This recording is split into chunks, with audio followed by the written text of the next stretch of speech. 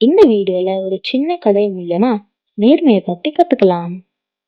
முன்னொரு காலத்துல ஒரு பெரிய நகரத்துல சுமா என்கிற ஒரு பொண்ணு வாழ்ந்து வந்தா. சுமாவோட அம்மா அப்பா அங்கேயே செட்டில் ஆனவங்க.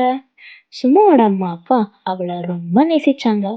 சுமாவுக்கும் என்ன வேணுமோ அவளுக்கு அது கிடைச்சது. அவளோட அப்பா அம்மா எப்போதெல்லாம் சந்தைக்கு போனாங்களோ அப்போதெல்லாம் அவளுக்கு பரிசுகள் வாங்கிட்டு வந்தாங்க. அவ ரொம்ப செல்லமா வாழ்ந்த பொண்ணு. சும்மா ரொம்ப புத்திசாலியான பொண்ணு. அவ ரொம்ப நல்லா படிக்கிற பொண்ணு. அவ தன்னுடைய வேலைகள் எல்லாம் ரொம்ப சுத்தமாக பண்ணுவா. அது மட்டும் இல்லாம எப்பவும் மத்தவங்களுக்கு உதவி செய்ய குணமுள்ள பொண்ணு. அவகிட்ட இருந்ததை வச்சு ரொம்ப சந்தோஷமா இருந்தா. ஒரு நாள் சும்மா ஸ்கூலுக்கு கிளாஸ்க்கு போற வழியில கூட்டமா பசங்க இருக்கிறத பாக்குறா. அங்க என்ன நடக்குதுன்னு தெரிஞ்சுக்க சும்மா ரொம்ப ஆர்வமா இருந்தா. அவளும் அந்த கூட்டத்துக்கிட்ட வந்து சும்மா ஃப்ரெண்ட் ஜோதிய சுத்தி எல்லா ஸ்டூடெண்ட்ஸ் நிக்கிறத பாக்குறா. அங்க எல்லாரும் ஜோதி புதிய பெண்ணை ரசிச்சு கொண்டே இருந்தாங்க. சும்மாவும் அந்த பெண்ணை பாக்குறா. அவளுக்கு அந்த பெண்ணு வேணும்னு ரொம்ப அடம் பிடிச்சா. அவ ஜோதி கிட்ட ஒரு முறை பெண்ணை கேட்டு வாங்கி அதுல அவ பேரு நோட்புக்ல எழுந்தனா. அப்ப ஸ்கூல் பெல் அடிச்சது. எல்லா ஸ்டூடெண்ட்ஸ் அசம்பிளிக்கு கிளம்பினாங்க. அந்த கிளாஸ் டீச்சர் சுமாவை கொஞ்சம் சாக்பீஸ் கொண்டு வர சொன்னாங்க. அப்போ சுமா மேல போனா. அவளால ஜோதி பேக்ல இருந்த பெண்ணை பார்க்காம இருக்க முடியல. இன்னொரு முறை பெண்ணை பார்க்க ஜோதி பேக்ல இருந்த பெண்ணை எடுத்தா. அவளுக்கு அந்த பெண் வேணும்னு நினைச்சா. அப்போ அந்த வழியா யாரோ நடந்து வர சத்தம் கேட்டதும் அந்த அவசரத்துல பெண்ணை பாக்கெட்ல வச்சுக்கிட்டா. சும்மா திரும்பி பார்த்தா. அது அவளுடைய ஃப்ரெண்ட் ஸ்ருதி கிளாஸுக்குள்ள வரா. ஸ்ருதிக்கு உடம்பு சரியில்லாத காரணத்துல அதனால அசம்பிளிக்கு போக முடியல.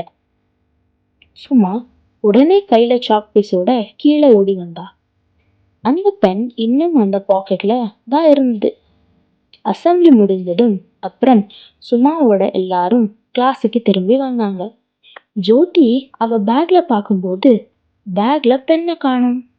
அவ அழுக ஆரம்பிச்சா. அப்புறம் கிளாஸ் டீச்சர் கிட்ட போக செஞ்சா. அப்புறம் கிளாஸ் டீச்சர் கிளாஸ்ல இருந்த எல்லா ஸ்டூடெண்ட்ஸும் கூப்பிட்டு அசம்பிளிக்கு நடக்கும்போது யார் கிளாஸ்ல இருந்தாங்கன்னு கேட்டாங்க. எல்லாரும் ஸ்ருதிய கை காட்டினாங்க. ஸ்ருதி பாவம் அப்பாவி. அவளுக்கு அந்த பெண்ணை பத்தி எதுவும் தெரியாது. கிளாஸ் டீச்சர் ஸ்ருதிய ரொம்ப திட்டினாங்க. ஸ்ருதி பெண்ணை பத்தி எதுவும் தெரியாதுன்னு சொன்னதை கண்டுக்கவே இல்லை. அப்போ கிளாஸ் டீச்சர் சொன்னாங்க, நான் உனக்கு ஒரு நாள் டைம் தரேன். அதுக்குள்ள உண்மையா சொல்லணும். இல்லைன்னா உன்னை பிரின்சிபல் கிட்ட கூட்டிட்டு போவேன்னு சொன்னாங்க. கிளாஸ் டீச்சர் சொன்னதை கேட்டு சும்மா ரொம்ப பயந்து போய் பெண்ணை ரொம்ப இறுக்கமா பிடிச்சுக்கிட்டு ஒண்ணுமே பேசாம இருந்தா. அந்த சாயங்காலம் சும்மா வீடு திரும்பினா. அவ செஞ்ச தப்பு நினைச்சுக்கிட்டே இருந்தா. அவளால ஸ்ருதி திட்டு வாங்கினா. அந்த குற்ற உணர்ச்சியால அவளால தூங்க முடியல. அடுத்த நாள் காலையில சும்மா ஸ்கூலுக்கு போனா.